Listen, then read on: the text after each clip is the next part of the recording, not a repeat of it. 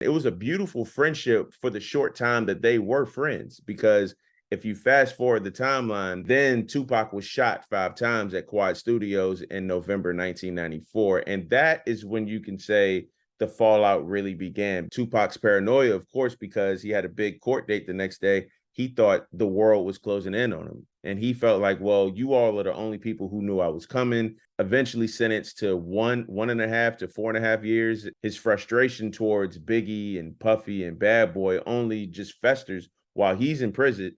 Biggie in 1995 becomes the biggest rapper in the world. A lot of people believe that the 1995 Source Awards were the start of the friction between quote unquote East versus West. Bad Boy and Death Row, the two biggest record labels at that point in time, as tense as it was, that wasn't the start of the friction.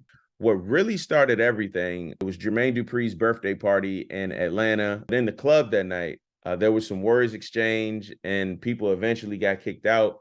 One thing leads to another. One of Suge's really good friends is murdered. So this is when the friction really, like, there's literal blood on the streets at this point. So that's really the backstory of how this rivalry between two labels came to embody friction between two entire coasts. Hours before Tupac was shot, he was involved in a fight.